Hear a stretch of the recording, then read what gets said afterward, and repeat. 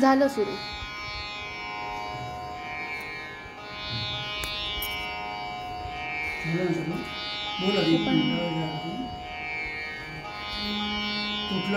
सुरू नाही झालंय पण टायमिंग नाही सुरू झाले. हां आता झालं सुरू.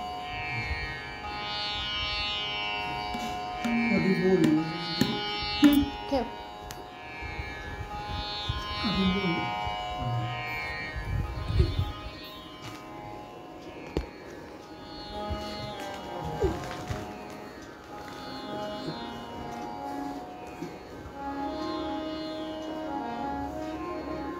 क्षमस्व, तंत्रज्ञानाच्या सगळेजण तुम्ही आम्ही आहारी गेलोय, त्यामुळे त्याच्या हातातली सत्ता आहे सध्या बघायला गेलं तर.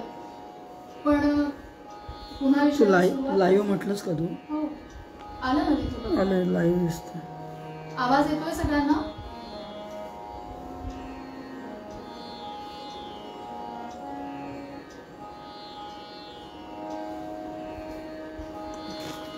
माझ्या ह्याच्यावर ऐकायला येतं परत.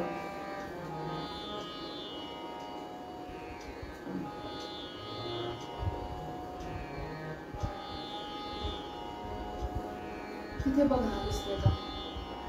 मी जे शेअर केलं तिथे लिंकवर जाऊन दिसतोय. तसं शेअर आता होणार नाही कारण कट झालं ना व्हिडिओ. तिथनंच बघ कोणाचं. तुझं याला शेअर केलंस ना? हो. जिओच्या याला बघू का? नाही ते चालूच आहे ना संजय. तिथे बघ. हां दिसतंय?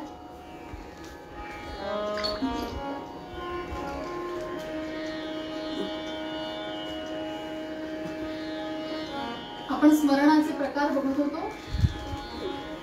बोधजन्य स्मरण, संबंधजन्य स्मरण आणि तिसरा प्रकार आहे म्हणजे क्रियाजन्य स्मरण. प्रत्येक क्रियेमध्ये भगवंताला आठवायचं, त्याचा आठव करायचा, त्याचं स्मरण करायचं. डोक्यावर हंडे घेऊन जाणारी स्त्री ती चालत असली तरी सुद्धा तिचं लक्ष वरच्या हंड्याकडे असतं कारण त्याच्यातलं पाणी पडू नये यासाठी. प्रत्येक क्रियेमध्ये केलं जाणारं स्मरण हे भगवंतापर्यंत आपल्याला नेऊन पोहोचवतं. अगदी प्रत्येक क्रियेमध्ये मग दुसऱ्याला अगदी कलियुगाच्या महिमेच्या भाषेत बोलायचं झालं तर दुसऱ्याला अपशब्द बोलताना सुद्धा जर आपल्याकडून भगवंताचं स्मरण झालं तर ते स्मरण सुद्धा भगवंतापर्यंत पोहोचतं. असा महिमा कलियुगाचा आहे.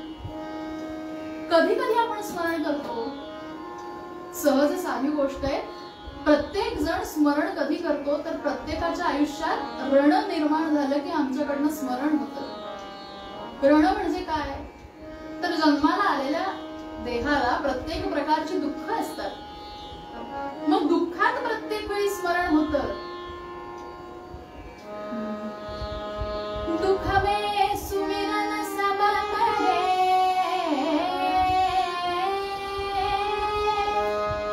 दुःख में सुमिरन सब करे,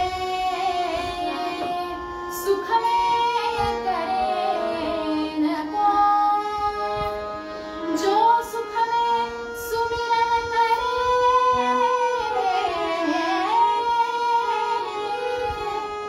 जो सुख में सुमिरन करे,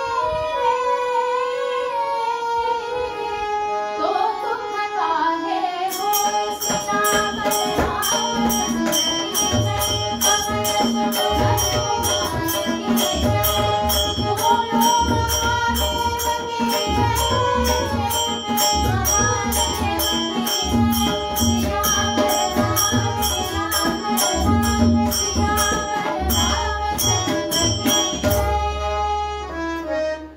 दुख में सुमिरन सब करे, सुख में करे न कोय. जो सुख में सुमिरन करे तो दुःख काहे होय. अशा पद्धतीने स्मरण करता करता जो दुःखात केवळ स्मरण करतो तो सुखात भगवंताला विसरतो. अनेक संकट आल्यानंतर केवळ त्या संकटाच्या वेळी भगवंताचा धावा केला जातो, भगवंताच्या नावाने टाहो फोडला जातो. पण तोच भगवंताचा धावा, त्याच पद्धतीची आर्तता ही सुखामध्ये असते का हो? नसते. याचं कारण की बाबा सगळं अलबेल चाललंय, सगळं काही सुखात शांतपणे समाधानानं चाललंय, मग त्याचा आठव कशासाठी, त्याची आठवण कशाला हवी? पण असं नाहीये. जो सुखामध्ये असताना सुद्धा भगवंताची तितकीच अतर्क्यपणे आठवण काढतो, आर्ततेनं आठव करतो त्याचा, मंडळी त्या माणसाला दुःखच होत नाही.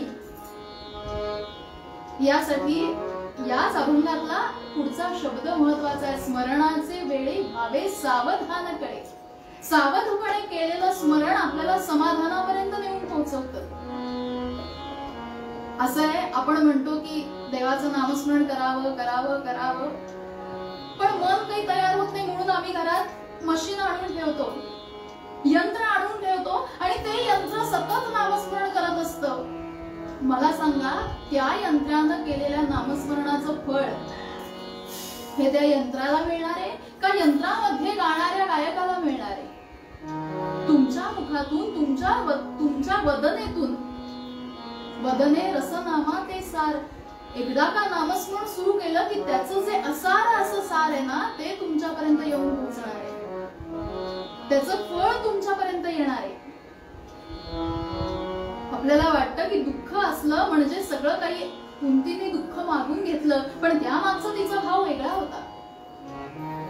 वेस्टर्न सायकोलॉजी आम्हाला असं सांगते की मनुष्याला, त्यांनी जो रेशो काढला त्या वेस्टर्न सायकोलॉजीच्या मते 90% मनुष्यांना दुःखात राहण्याची हौस असते, आवड असते. पण मला सांगा, त्यांच्या दुःखात राहण्याचं कारण हे केवळ भगवंताचं स्मरण व्हावं म्हणून आहे का? निश्चितच नाही. भगवंतांनी दुःखात न ठेवता भगवंताला मागणं करावं की भगवंता समाधानी ठेव. प्रत्येक गोष्टीत समाधान कसं करता येईल, समाधान कसं मानता येईल हे का एकदा कळलं की मग देह जसा पडिलो विषयांचे ओढी, कोणी न दिसेसे काळी. एकदा त्या विषयांमध्ये गुरफटलो की कितीही बाहेर यायचा प्रयत्न केला तरी त्याच्या आत आत आत आत आम्ही अडकत जातो. आम्हाला त्यातनं सोडवणारं कोणी नसतं. पण मग सोडवायला कोण आहे? या सगळ्या नातेवाईकांच्या, आप्तेष्टांच्या, सगळ्यांच्या पलीकडे जो बसलाय तो तुम्हा आम्हाला सोडवण्यासाठी बसलाय. तो म्हणतो तुम्ही आठवण करा, एक निमिष मात्र आठवण माझी पुरेशी, मी लगेच धावत येईल. आणि भगवंतानं ते वेळोवेळी सिद्ध केलंय. अजामिळाची कथा प्रत्येकाला माहितीये. क्रियाजन्य स्मरणामध्ये ज्यांना आपल्या आयुष्यात कुठलीच क्रिया उत्तम केली नाही, ज्या अजामिळाला वेश्येपासून 10 मुलं झाली, वयाच्या 70 असताना यमपाश समोर उभे राहिले, पण सतत स्मरण एकच होतं, विषयांच्या ओढीमध्ये पडलेला अजामिळ. कोणी न दिसेसे काढी, भांडवल माझे वेच झाले, प्रत्येक हे माझं ते माझं, हा माझा तो माझा असं म्हणणाऱ्या अजामिळाचा जो 10वा मुलगा होता त्याचं नाव नारायण असं सांगितलं जातं. लहान होता, लहान मुलं सगळ्यांची लाडकी असतात. सतत विचारावं पत्नीला की माझा नारायण काय करतोय, माझा नारायण उठला का, माझा नारायण जेवला का, माझा नारायण झोपला का. क्रिया करत असताना त्या स्मरणामध्ये, त्या आठवामध्ये केवळ नारायण होता. जरी भगवंताप्रतीच्या नारायणाचा भाव नसला तरी विषयांमधला नारायण, जो त्याच्यापासून जन्माला आलेला तो नारायण, त्याचा सतत आठव असल्यामुळं आम्हाला शास्त्र वचन असं सांगतं, अंते मती सावती, अंतकाळी केलं जाणार स्मरण हे पुढचा जन्म घेण्यासाठी कारणीभूत असतं. म्हणजे विचार करा, म्हणजे अंतकाळी आपण कुठल्या पद्धतीचा विचार केला पाहिजे, अंतकाळी आपण काय केलं पाहिजे. असं म्हटलं जातं की त्या क्षणी म्हणे सगळं काही आठवतं, सगळं काही आठवतं, लक्षात येतं. त्या एका क्षणाला आयुष्याचा सगळा आढावा डोळ्यासमोर उभा राहतो आणि लक्षात येतं जे मी माझं माझं माझं माझं म्हणून केलं सगळ्याचं स्मरण केलं, ते सगळं इथे काहीच उपयोगाचं नाहीये. गुलाबराव महाराजांनी असं वर्णन केलंय मंडळी, तो काळ जेव्हा येतो ना तेव्हा तो आपल्या आधी पाया पडतो, तो आधी आपल्या पायाला पकडतो आणि ती आपल्यासाठी सूचना असते. पाय लटपटायला लागतात, पायातली सगळी ताकद नाहीशी होते, लक्षात येतं. आणि मग तेव्हा काय करायचं, गुलाबराव महाराज म्हणाले तेव्हा स्मरण करायचं. पण कसं करायचं, स्मरणाचे वेळी व्हावे सावधान कळे, सावधपणे स्मरण करायचं. आणि तेव्हा केलेलं स्मरण अंतेमतिस्सा गती, त्या पद्धतीनं गती प्राप्त होते. अजामेळाला जेव्हा यमपाश समोर उभे राहिले, यमधर्म समोर उभा राहिला, तेव्हा विचार हाच होता की माझा नारायण काय करत असेल. काय झालं, त्या अंतकाळी केलं गेलेलं स्मरण, नारायणाचं घेतलं गेलेलं नाव कारणीभूत ठरलं. कशासाठी, उद्धारासाठी कारणीभूत ठरलं. कोणाला शाश्वती आहे, यक्षांनी युधिष्ठिराला प्रश्न असा केला की या जगातलं आश्चर्य काय. युधिष्ठिरानं म्हणावं जगातलं एकच आश्चर्य आहे. काय, जगात एकच आश्चर्य आहे की मृत्यू हे सत्य आहे. लक्षात ठेवा, हा मृत्यू हे सत्य आहे. जन्माला येता क्षणी प्रत्येकाच्या भाळी मृत्यूचं एक रेषा ओढलेली आहे. आम्ही भले का ज्योतिषशास्त्र बघतो, त्याच्यात विचारतो की बाबा मृत्यू कधी येणार आहे, अरे मृत्यू कधी येणार आहे याचा विचार करून तुम्ही त्या दृष्टीनं पावलं उचलता का, नाही उचलत. मृत्यू येणं म्हणजे सहलीला जाण्यासारखं मंडळी. सहलीला जाताना आपण वरदानंद भारतींच्या पुस्तकातली या 2 ओळी आहेत. सहलीला जाताना माणूस तयारी करतो, सगळे कपडे बॅग सगळं काही भरून घेतो, काय काय मजा करायची हे ठरवतो. याचं कारण आपल्याला माहित असतं की त्या सहलीहून आपण 4 दिवसांनी 8 दिवसांनी 15 दिवसांनी परत येणार आहोत. पण जन्माला आलेल्या नंतर मृत्यू नावाची ही जी सहल आहे ना, तिथून आपल्याला परत येता येईल की नाही हे माहिती नाहीये. मग काय करायचं, तर स्मरणाचा उपयोग करायचा, सतत नामस्मरण करायचं. अहो येता जाता उठत बसता कार्य करिता, सदा देता घेता वदनी वदता ग्रास गिळता. सतत नामस्मरण, राम नामस्मरण किंबहुना कुठल्याही भगवंताचं केलेलं स्मरण हे आयुष्याच्या कल्याणासाठी उपयुक्त ठरतं.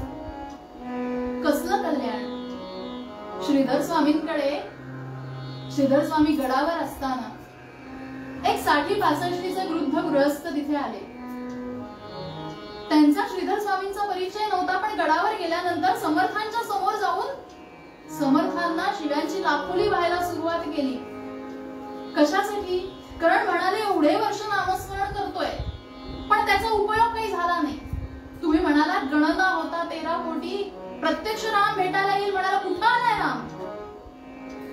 श्रीधर स्वामी हसले आणि त्यांना सांगितलं नामस्मरण केलं, 13 कोटी रामनाम स्मरण केलं, पण मंडळी लक्षात घ्या, जेव्हा आपण नामस्मरण करतो, जेव्हा तिथं पुण्य साठवतो, तेच पुण्य आपण खर्चही करत असतो.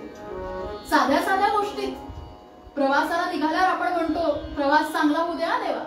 परीक्षेला बसायच्या आधी म्हणतो बाबा मुलाची परीक्षा आहे, त्याला चांगले मार्क पाड, इतके दिवस तुझं नामस्मरण केलंय.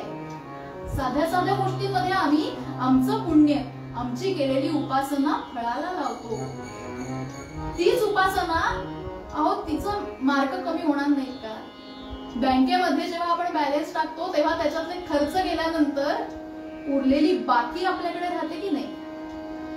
आणि ती बाकी जी असते ना मंडळी, ती जी बाकी आहे ती हा देह सोडल्यानंतर पुढचाही जेव्हा देह प्राप्त होतो त्या देहात ती बाकी शिल्लक असते, त्या जीवाच्या नावावर ती बाकी असते. आणि त्या बाकीत पुढचं केलेलं नामस्मरण हे ऍड होत जात, त्याच्यात मिळत जात. असं नाहीये की नामस्मरण इथं केलं इथंच संपलं, इथं केलं आणि इथेच संपलं. म्हणजे काय हो, भांडवल माझे वेच झाले भूमी ओझे, आम्ही हे माझं घर, हे माझं घर, माझं माझं माझं करण्यात हे सगळं आयुष्य घालवतो. आणि ते सगळं आयुष्य घालवत असताना काय होतं तुकाराम महाराज आम्हाला सांगतात.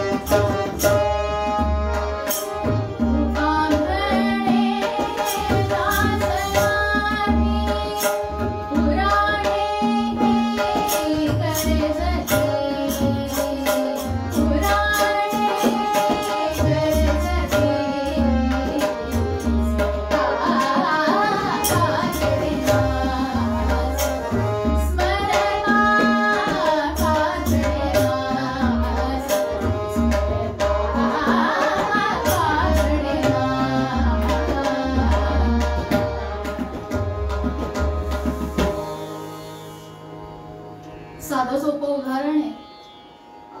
आम्ही शेत पिकवतो, आम्ही म्हणजे शेतकरी राजा, ज्याच्यामुळे आपल्याला खायला मिळतं. तो शेतकरी शेत पिकवतो बघा. शेतकऱ्याचं त्याच्या पिकाबद्दलचं असणारं ध्येय उद्दिष्ट हेच आपल्या जीवनाचं भगवंताच्या बाबतीतलं उद्दिष्ट आहे.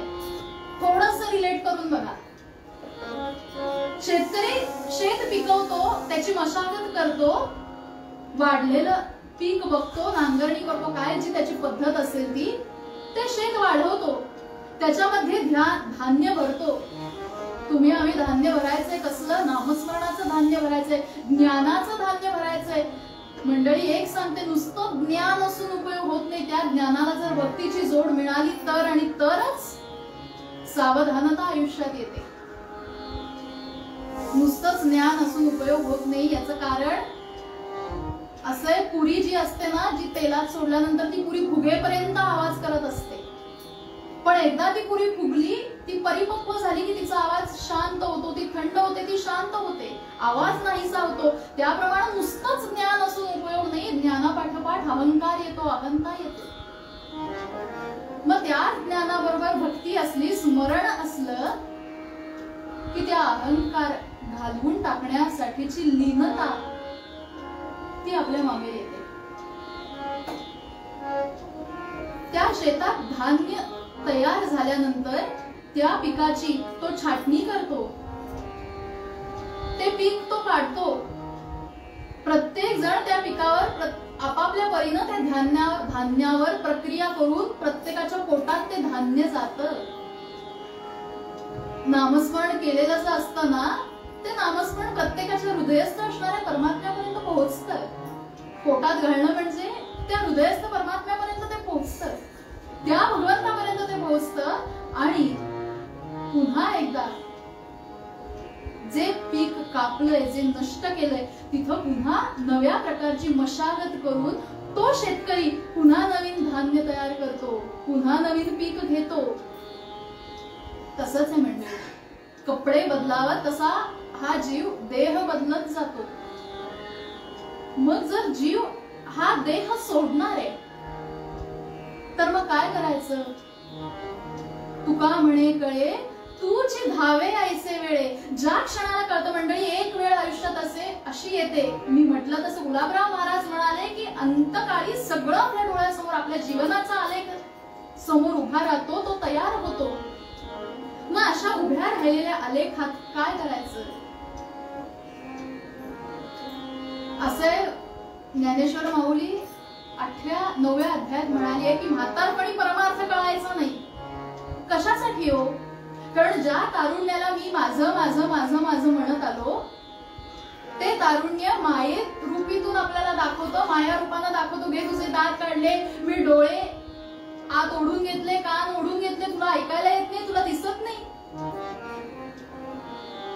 असं एखादा पटपट चालणारा असतो, जो ज्ञानी असतो, तो पटपट पटपट पटपट पटपट पुढे जात असतो आणि चालता चालता त्याला दिसतं समोर विहीर आहे, पण तरी सुद्धा तो विहिरीत पडतो. कशामुळे पडतो?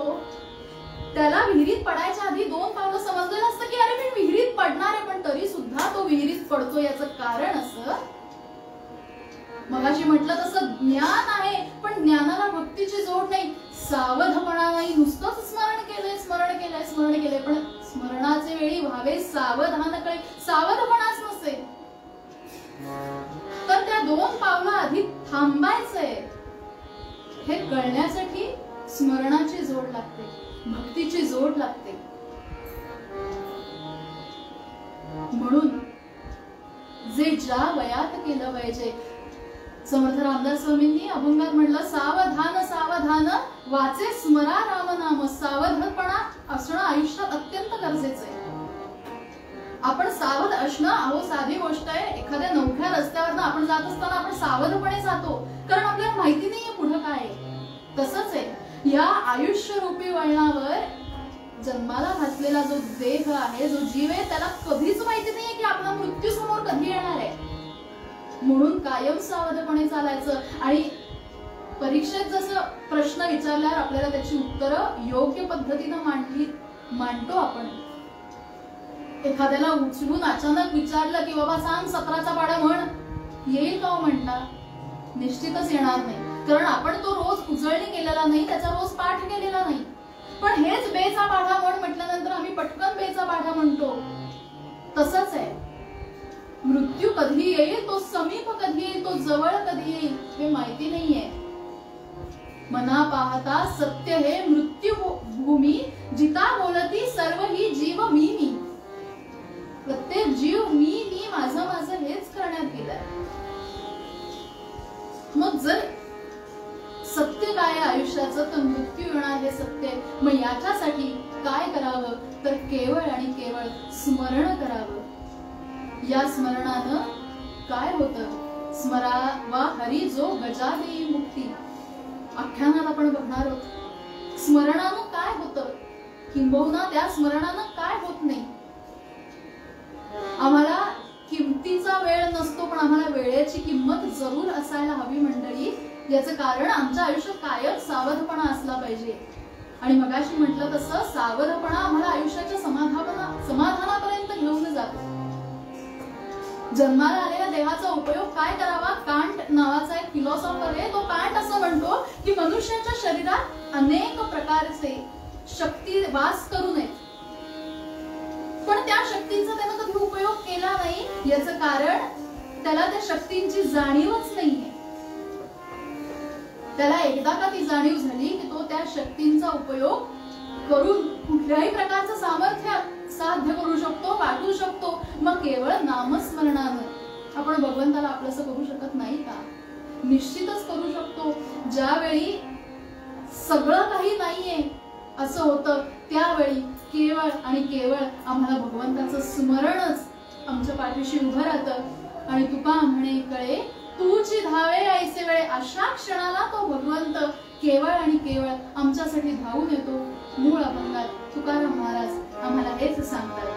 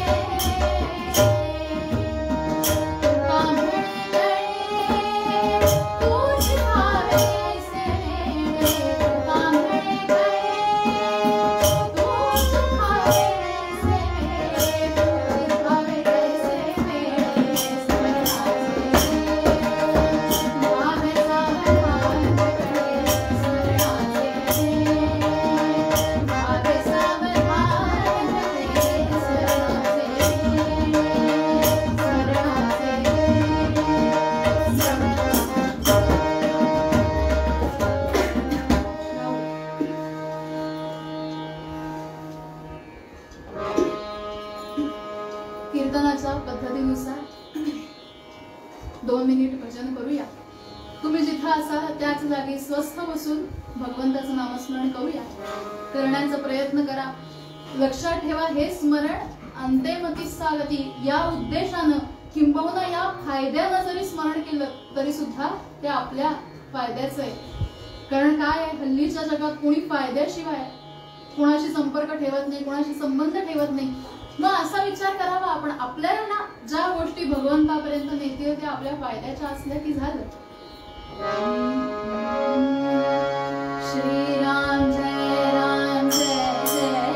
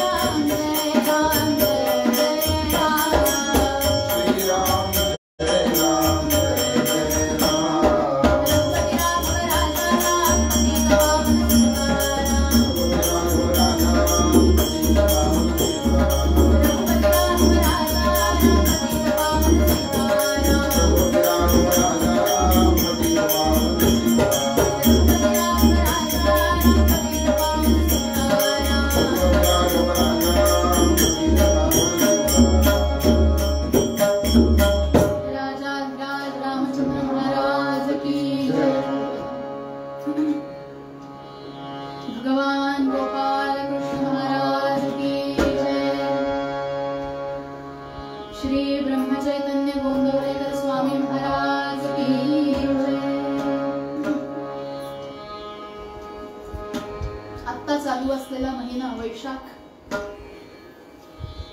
रणरण तो ऊन आहे. आत्ताचा वैशाख आणि काही शेकडो वर्षापूर्वीचा वैशाख यामध्ये खूप फरक आहे. त्या काळी वैशाखातली परिस्थिती कशी होती? ऊन मी म्हणत असत. सगळीकडे कडक उन्हानं झाडाची पानं गळून गेलेली असतात. पाण्याचं दुर्भिक्ष उत्पन्न होतं. आणि अशा वेळी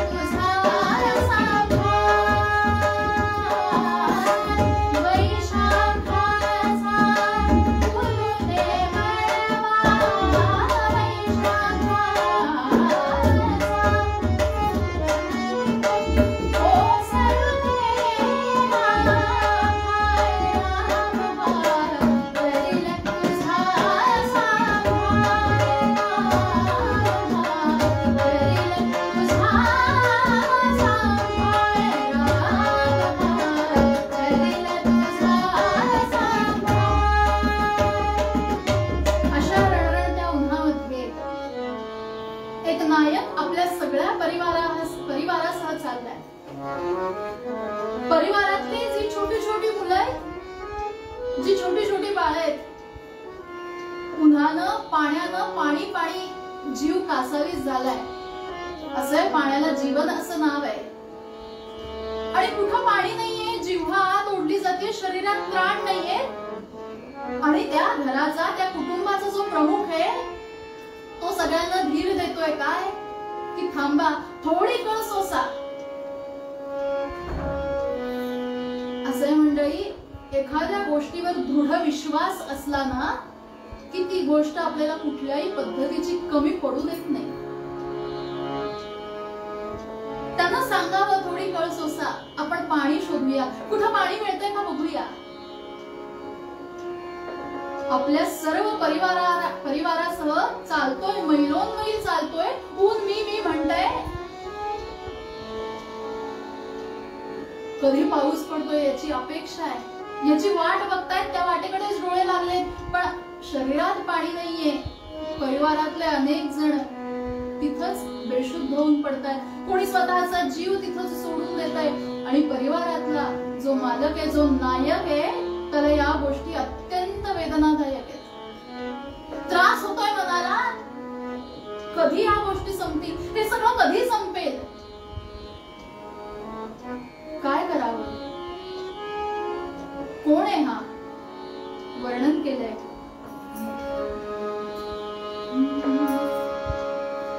वर्णनावरनं ओळखायचंय बरं का की हे वर्णन कोणाचं आहे. मद मत बना भीतरी, मद मत बना भीतरी, राग तो करी भासला करी, बनाचा तुझा, बनाचा तुझा, पाहता तया केसरी प्रीत बन राजा, पाहता तया केसरी प्रीत बन राजा. या कीर्तनामध्ये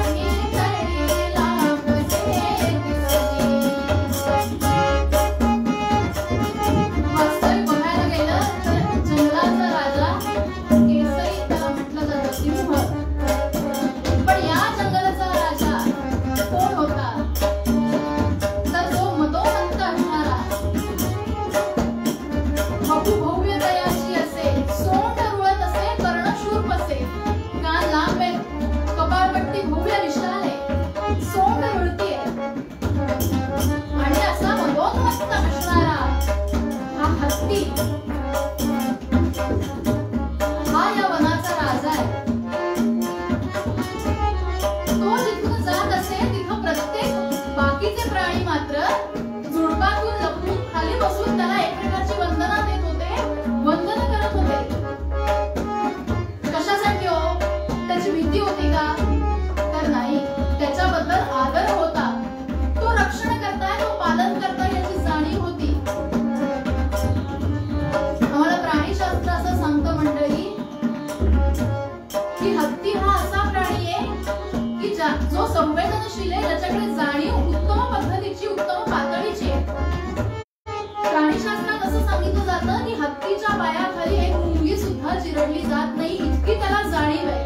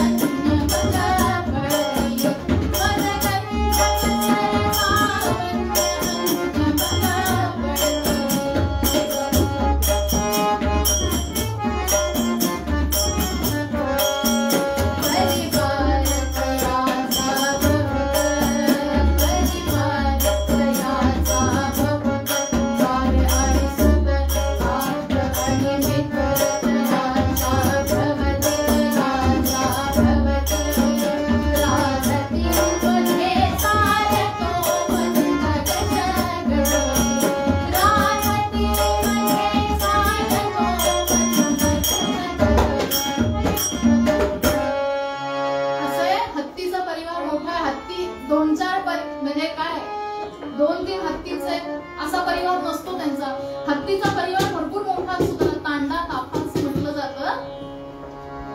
या हत्तीचं नाव आहे गजेंद्र. आणि मदमत्त असणारा असा हत्ती सगळीकडे पाण्याच्या शोधामध्ये फिरतोय, आपल्या परिवाराला धीर देतोय, प्रत्येकाला सांगतोय की या वैशाखाच्या ऋतूमध्ये असंच व्हायचं. पाणी पाणी नक्की मिळेल, तुम्ही फक्त मनात आशा ठेवा, दृढ निश्चय ठेवा, दृढ श्रद्धा ठेवा, पाणी नक्की मिळेल.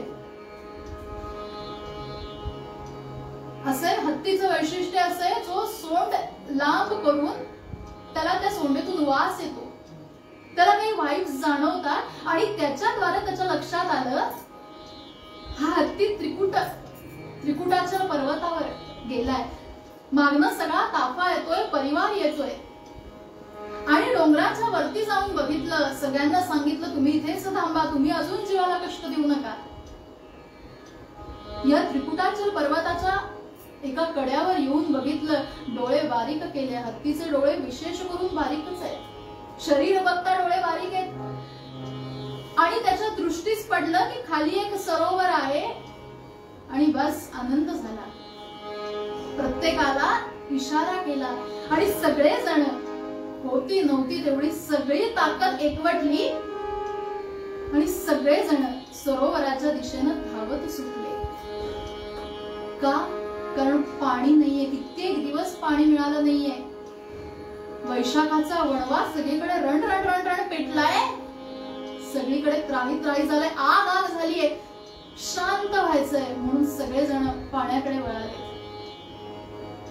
गजेंद्रानं सांगावं हे समोर तळ आहे आणि या तळ्यामध्ये आता तुम्ही सगळ्यांनी प्रवेश करा.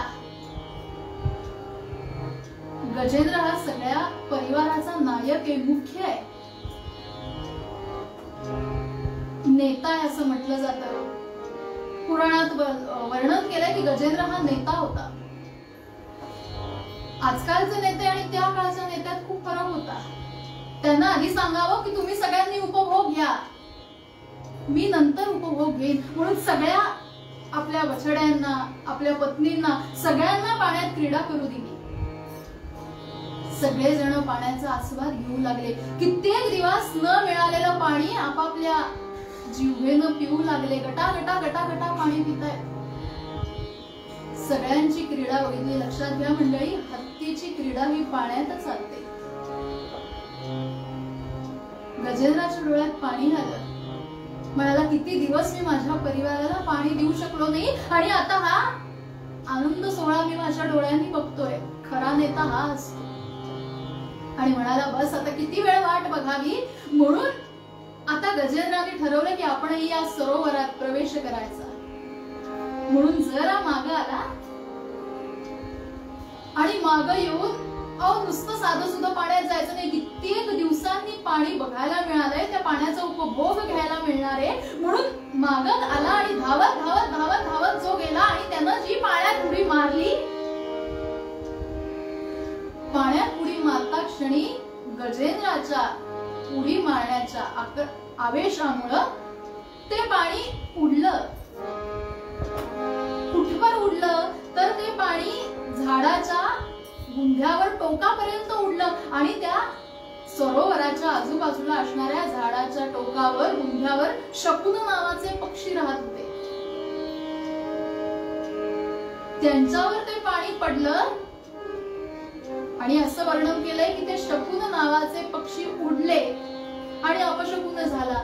दुसरं वर्णन असं केलं जातं की ते शकुन नावाचे पक्षी बुजून गेले पाण्याने. गजेंद्राची क्रीडा सुरू झाली. आपल्या सोंडेत पाणी घ्यावं आणि आपल्या पत्नींवर, आपल्या मुलाबाळांवर ते सिंचन करावं. प्रत्येकाला सोंडेनी डोक्यावरनं प्रत्येकाचा हात फिरवावा. आनंद काय असतो याची जाणीव प्रत्येकाला व्हायला लागली. प्रत्येकाला वाटलं वा वा वा वा, आपल्या राजामुळं, आपल्या नायकामुळं, आपल्या नेत्यामुळे, आपल्या पित्यामुळं, आपल्या पतीमुळं. लक्षात घ्या, जो पालन करता असतो त्याला पिता, त्याला पती असं म्हटलं जातं. आनंद झाला. गजेंद्र उपभोग घेतोय पाण्याचा. आणि काय झालं, क्रीडा सुरू झाली. ती क्रीडा चालू असताना काय झालं वर्णन केलंय. क्रीडा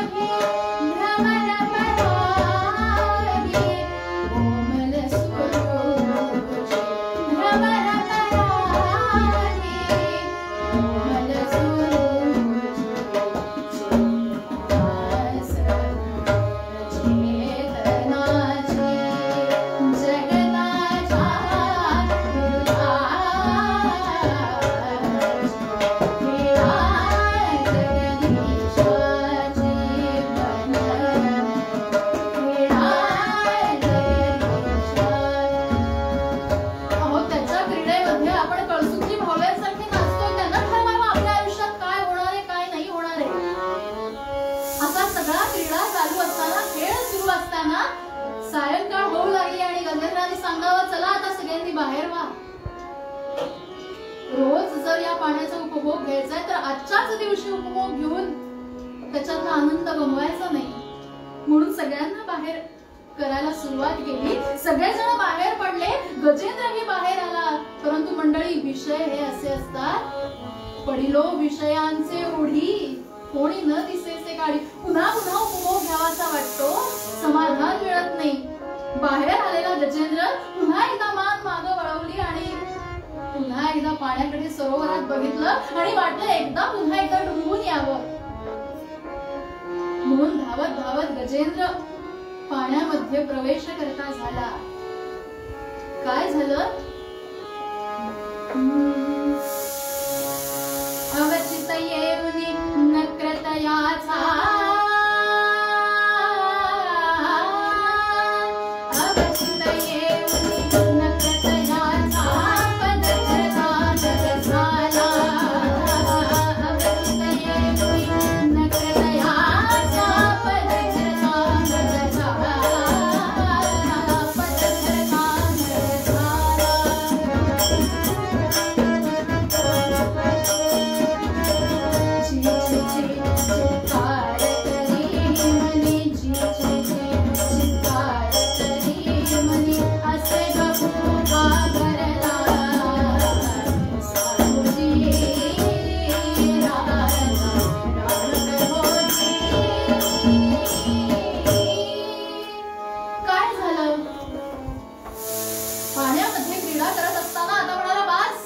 सगळेजण परतीच्या वाटेला लागले, आपणही जाऊया असं म्हणेपर्यंत पाय बाहेर काढतोय, पण पायातनं बाहेर येता येईना. एक पाय ओढला जातोय. कोण ओढतोय याचा विचार केला. दार उघडं येऊ दे.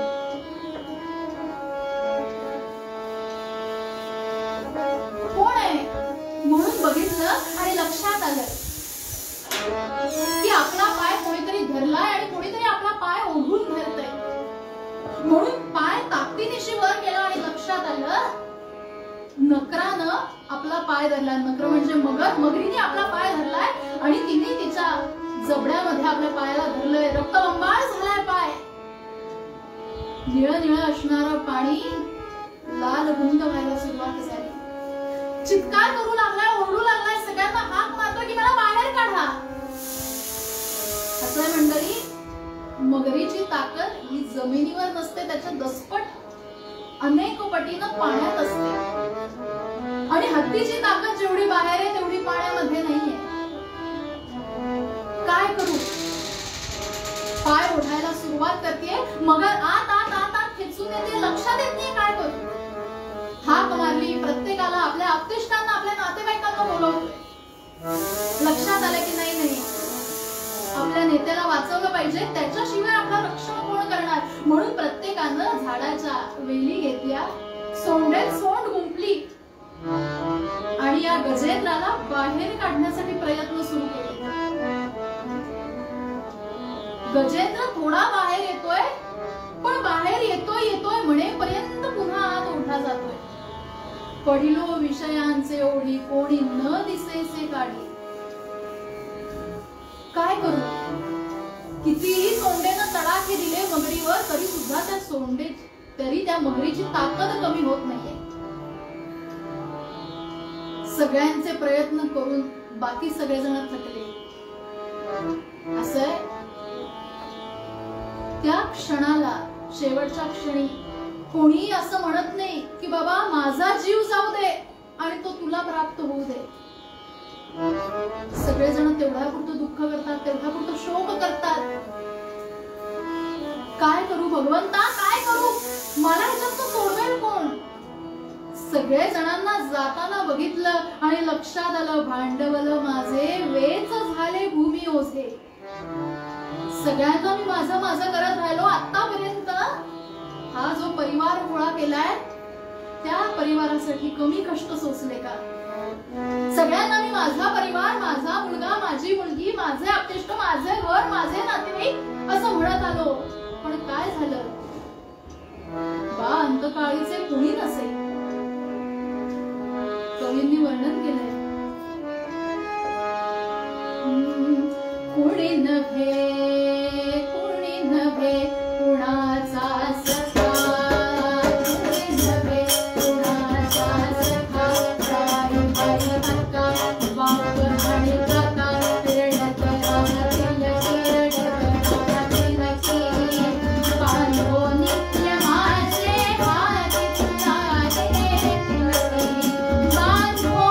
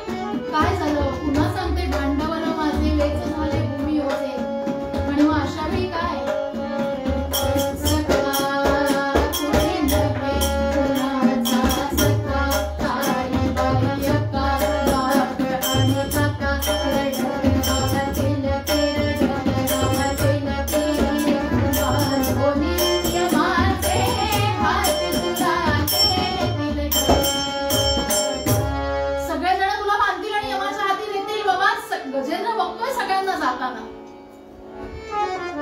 आणि तो मगर जो आहे, नक्र आहे, तो गजेंद्राला आत आत आत आत घेऊन चाललाय. गजेंद्राच्या लक्षात आलं आता आपण बुडतोय. बुडते हे जन देखावे ना डोळा. बुडतोय आता, वाचायचंय, हा देह जगवायचा आहे. पुन्हा सांगितलं जेव्हा मृत्यू समीप आला तेव्हा आयुष्याचा सगळा आलेख डोळ्यासमोर आला. काय करू आता? फक्त सोंड त्या तळ्यामध्ये सगळीकडे फिरतीये, त्या सरोवरात सोंड फिरतीये, आणि आपल्या हाती काही लागतंय का? आणि शोध चालू असताना अचानक स्मरण झालं. कसलं स्मरण झालं? भगवंताचं स्मरण झालं. प्रश्न पडेल की गजेंद्र हा हत्ती आहे, पशुयोनीत आहे, मग पशुयोनीत असणाऱ्या पशुला स्मरण कसं काय झालं? तर याच्यासाठी त्याचं पूर्वजन्म काय, पूर्व सुकृत काय, यावर ते अवलंबून असतं. पूर्वरंगात सांगितल्याप्रमाणे जी बाकी राहते की नाही, ती बाकी पुढच्या जन्मी उपयोगी पडते मंडळी. स्मरण झालं भगवंताचं. कसं काय? तर इंद्रद्युम्न नावाचा राजा, श्लोक असा आहे, इंद्रद्युम्न इति ख्यातो क्षितींद्रो गस्त्य शापतः गिरींद्रेत्र करींद्रो भूत सुरेंद्रे भेंद्र विक्रमः. इंद्रद्युम्न नावाचा राजा राज्य करतोय, आणि या राजाला अनेक छंद होते. त्याच अनेक छंदापैकी या राजाला शिकारीचा छंद होता, शिकारीचा नाद होता. अशा प्रकारचे नाद हे राजांनीच करावेत. आणि हा राजा शिकारीचा नाद जरी असला तरी या नादात नादान नव्हता. काय करावं? आपलं राज्य करावं, शिकार करावी, उत्तम पद्धतीने सर्व प्रकारचा कारभार करावा, या राजाला विरुद्ध होता. सदाचरणी असणारा राजा होता हा. म्हणजे काय हो? तर सदाच रणी, रणामध्ये कायम विजय मिळवणारा, सत आचरणी, उत्तम आचरण युक्त संपन्न असणारा हा राजा. आणि तिसरी गोष्ट म्हणजे सदाचरणी असणारा राजा. कोणाच्या चरणी लीन होता? तर भगवंताच्या चरणाशी कायम एकनिष्ठ एकरूप असणारा राजा. भगवंताचं नामस्मरण करावं जेवढा केवढा वेळ मिळेल. मग अशीच म्हटलं, जे खूप लोक बिझी असतात ना, व्यस्त असतात, ते वेळात वेळ काढून भगवंताच्या समोर थोडा वेळ का होईना बसतात. आणि जे मंडळी रिकाम टेकडे असतात ना, त्यांना या गोष्टीसाठी वेळच नसतो. म्हणून म्हटलं, वेळेची किंमत ठरवण्यापेक्षा किमतीचा वेळ आपल्यासाठी जास्त फायद्याचा ठरतो मंडळी. दिवसातला काही वेळ तरी भगवंतासमोर बसावं. असा हा राजा ध्यानस्थ बसलेला असताना शिकारीला गेलेला, शिकार मिळाली नाही, खिन्न झाला नाही, काही वाटलं नाही, कारण समाधानी वृत्ती स्मरणामुळे आलेली, सावध घेतलेल्या स्मरणामुळे समाधानी वृत्त आलेली ध्यानस्थ असणारा राजा ध्यान लावून बसलाय, नारायणाचं स्मरण करतोय.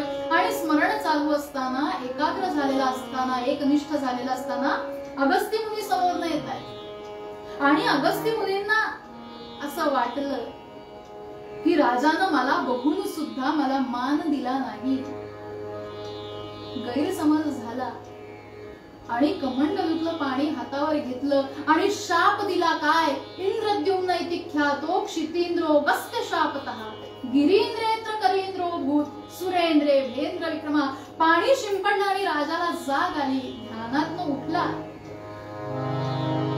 जाग आली आणि समोर बघतो तर अगस्त्य मुनी हात जोडले, वंदन केलं, नमन केलं, आपलं इथे येणं. आणि अगस्त्य मुनींनी सांगितलं, तुला शाप दिलाय, मला मान दिला नाहीस, पुढचा जन्म हा हत्तीचा मिळेल. राजानं सांगावं, राजा लीन होता मंडळी, सदाचरणी होता, लीन होता. त्याने सांगावं, माझी चूक नाही, मला लक्षात आलं नाही, माझ्या स्मरणात केवळ भगवंत होता. अगस्त्य मुनींना स्वतःची चूक लक्षात आली आणि उशाप दिला की साधा सुद्धा हत्ती होणार नाहीस, गजेंद्र होशील. आणि गजेंद्र असताना संकटकाळी अंत समयी तुला भगवंताचं स्मरण हाच इंद्रद्युम्न म्हणजे आपण बघत असलेला गजेंद्र भगवंताची करुणा भागतोय, भगवंताला साकडं घालतोय आणि भगवंताला एकच म्हणतोय, आता माझी चिंता तुझ नारायणा, आता माझी चिंता तुझ नारायणा, रमणा वासुदेवा,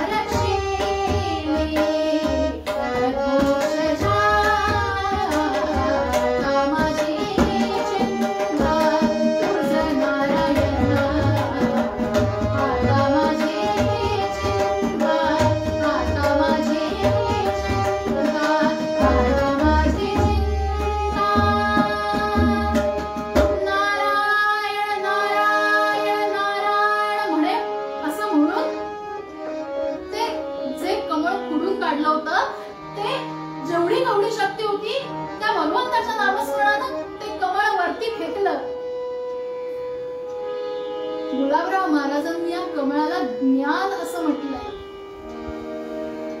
गजेंद्राकडे ज्ञान होतं, हा देह जगवण्यासाठी चालवण्यासाठीचं ज्ञान होतं, पण भक्ती कधी आली?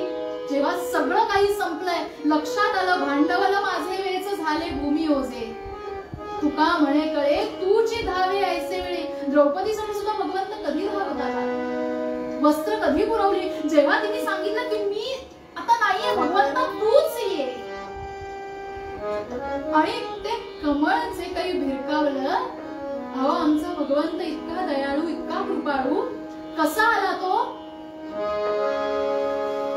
हा केसरसी धावली उडी, हा केसरसी धावली उडी, हा केसरसी धावली उडी, हा केसरसी धावली उडी, हा केसरसी धावली उडी, हा केसरसी धावली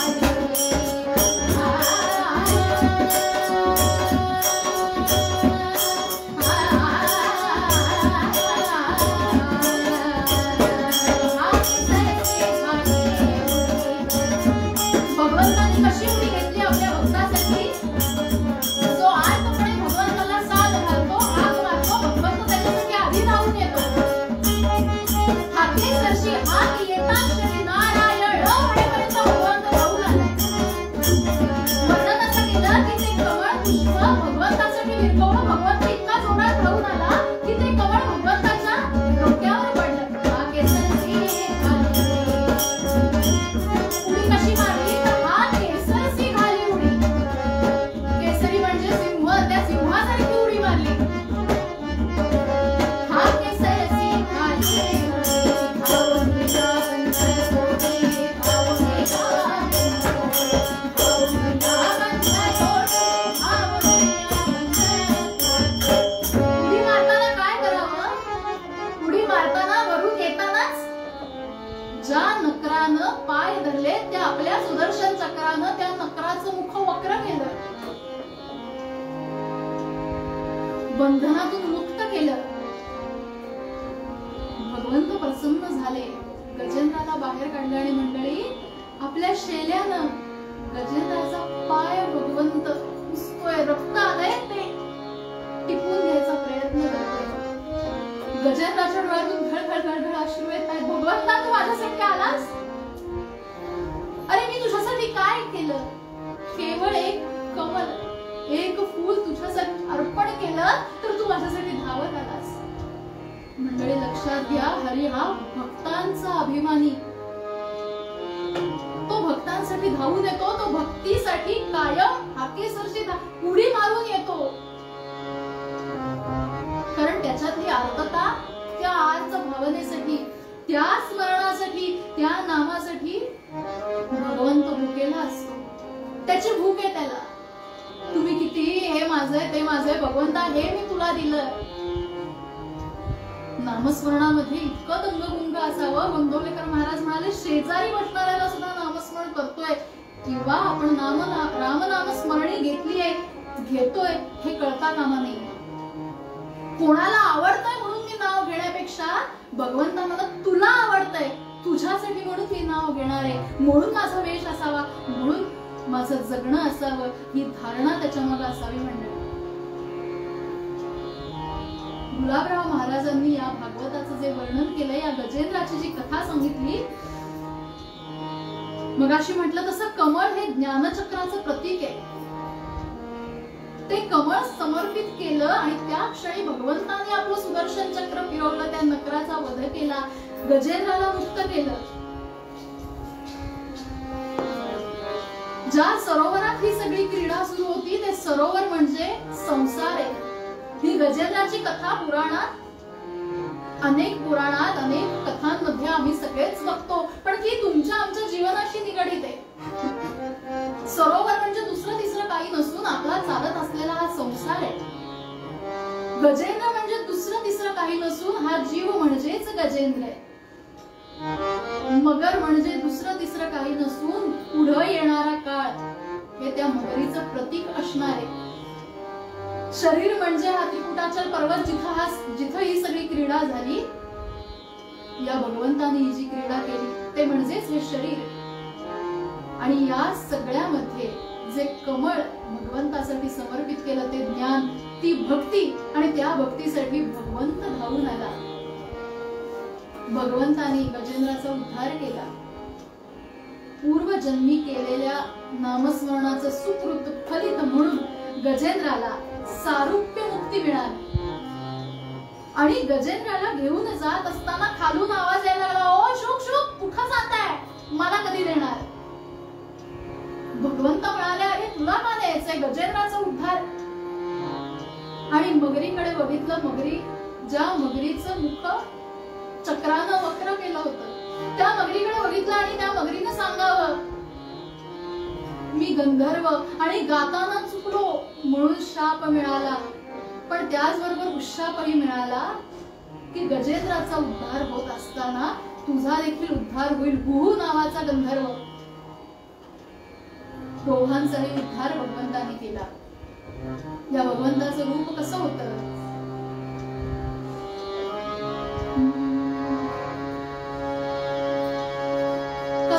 कसं वर्णन आहे? कटावामध्ये भगवंताचं रूप वर्णन केलंय.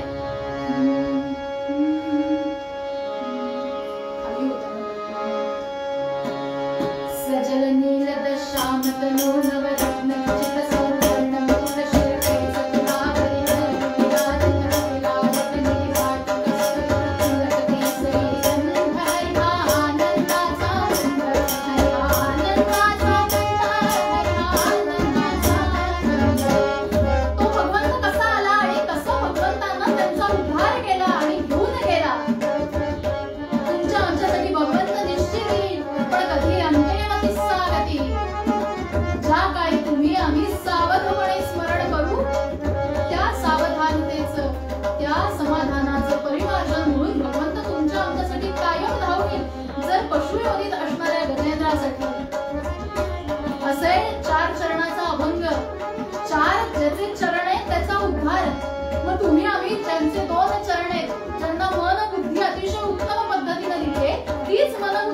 भगवंताकडे समर्पित केली तर सजल नील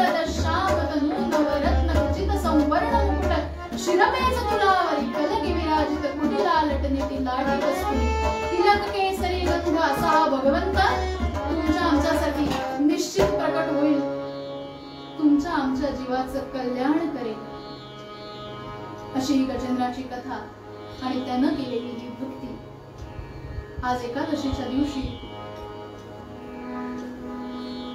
याचं स्मरण माझ्याकडनं झालं आणि ज्यांच्यामुळे झालं अशा महाराजांचं केंद्र असणाऱ्या डोंबिवलीच्या आराधना केंद्रातले जे कोणी सदस्य असतील, जे कोणी मान्यवर असतील, त्या सगळ्यांचे आभार मानते.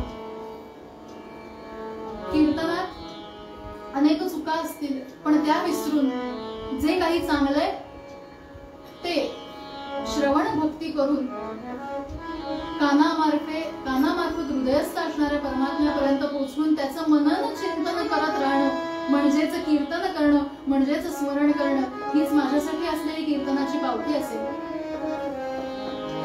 या पॅन्डेमिक काळात सुद्धा माझ्या साथीला साथ म्हणून आणि अतिशय उत्तम साथ ज्यांनी केली असे हरिभक्तीपरायण चिंतामणी बुवा निमकर आणि वेदशास्त्र संपन्न सिद्धेश्वर कुलकर्णी इथे उपस्थित राहिले, त्यांचे आभार मानते. डोंबिवली आराधना केंद्रातील उत्कर्ष दादा यांचे आभार मानते. त्यांनी खरं तर सांगितलं की मी कोणी मोठा नाहीये, पण तुम्ही माध्यम आहात, मी माध्यम आहे, म्हणून तुमचे आमचे आभार आपण एकमेकांचे मानून घेऊया. झालेली सेवा महाराजांच्या चरणी अर्पण करूया. एकच मागणं मागते. तुम्ही म्हणाल मागणं काय मागायचं? एकच मागणं, आयुष्याचं ध्येय ठरवलंय ते ध्येय साध्य करण्यासाठी कुठल्याही प्रकारचा अहंकाराचा वारा माझ्या मनाला स्पर्श करू नये, एवढंच एक मागणं आशीर्वाद रूपानं बसल्या जागी द्यावं. झालेली कीर्तन सेवा त्यातलं जे काही चांगलंय ते माझ्या भगवंताचं आणि माझ्या आई वडिलांचं. काही चुकलं असेल तर मी मगाशीच म्हटलं सोडून द्या. कीर्तन कला सगळ्यांपर्यंत पोहोचावी यासाठी अनेक जण कार्यरत आहेत. तुम्ही तुमच्या परीनं भगवंताची सेवा आमच्यासारख्या नवोदितांकडनं ऐकण्यासाठी प्रयत्नशील राहा, एवढंच सध्याच्या काळात सांगू शकते. सगळ्यांनी संघटित व्हायचं नाही अशी पद्धत झालीये. लक्षात येत नाही काल भेटणारा माणूस उद्या असेल की नाही याची शाश्वती नाहीये. आता परिस्थिती अशी आहे की समोरचा माणूस कितीही जवळचा असला तरी त्याच्या जाण्यासाठी किंबहुना त्याच्या बरोबर त्याचं अंत्यदर्शन घेण्यासाठी सुद्धा मंडळी आपण जाऊ शकत नाहीये. म्हणून काय करायचं? एकच करायचं. तुकाराम महाराज म्हणाले तसं, स्मरणाचे वेळी व्हावे सावधान कळे.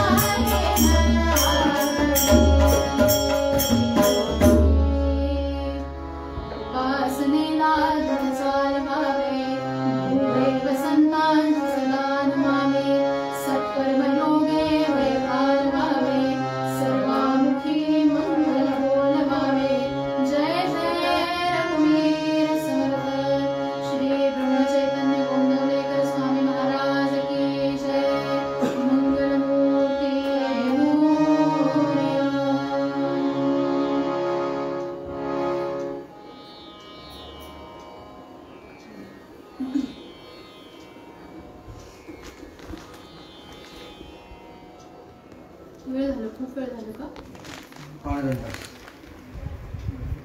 पोस्ट वगैरे करायचं नाही.